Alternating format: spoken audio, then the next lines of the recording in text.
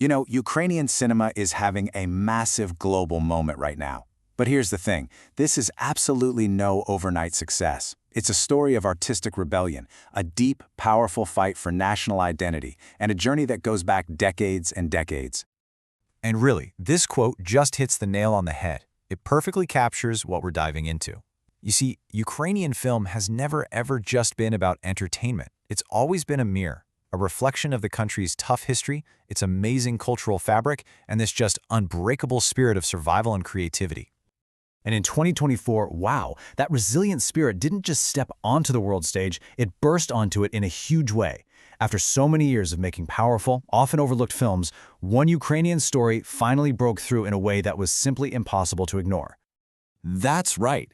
The film 20 Days in Mariupol won the Academy Award for Best Documentary. I mean, this was a monumental, truly historic moment. It's an unbelievably powerful piece of both journalism and cinema that just grabbed the world's attention and really signaled a brand new era for the nation's film industry. So, was it an overnight success? Not even close. That Oscar win wasn't some sudden arrival out of nowhere. It was the peak of a long, defiant, and incredible history. And to really get how we got here, we have to go back, way back to a time when making a truly Ukrainian film was in itself an act of rebellion. So, to understand that, Oscar, you really have to go back to the foundation, to this groundbreaking artistic movement that honestly laid the groundwork for everything that came after. Okay, so picture this. It's the 1960s and 70s. The Soviet Union is demanding that all art has to glorify the state in a style they called socialist realism. But a group of Ukrainian directors, they said no. They created a movement called Ukrainian poetic cinema. They just threw out that state-mandated realism and instead embraced surreal imagery, ancient folklore, and these rich, beautiful cultural details. It was protest, right there on the screen. And this movement produced some of the most visually stunning and politically charged films of that whole period. But here's the catch. Celebrating your own distinct Ukrainian culture was a dangerous act. Soviet authorities saw this focus on national identity as a direct threat. So tragically, many of these masterpieces were censored or just outright banned for decades. But if you have to pick one film, the absolute cornerstone of this movement, it has got to be Sergei Parajanov's Shadows of Forgotten Ancestors. On the surface, it's a tragic love story set among the Hutsul people. But really, it is an absolute explosion of color, sound, and ritual. It was a deliberate, shocking, beautiful break from the gray conformity of Soviet art. And its legacy? It's just immense.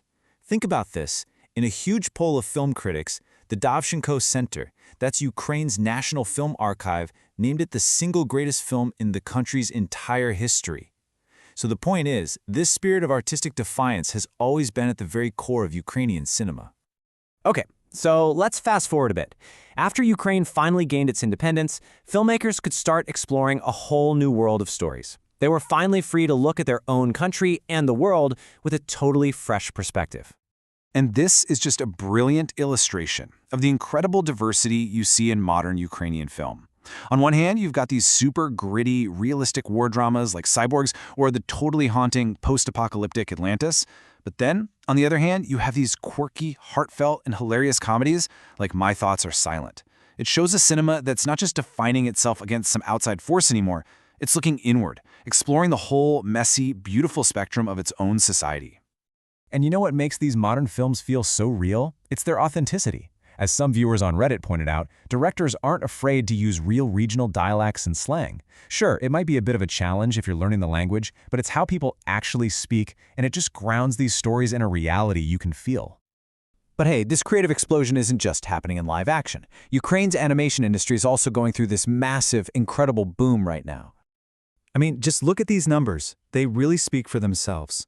According to Ukraine's state film agency, animation production has just surged since 2020. And this isn't just about making cartoons, it's a really smart, strategic move to build a whole new creative industry that can share Ukrainian culture with the world in a way that everyone can understand. A perfect example of this is Mavka, the Forest Song.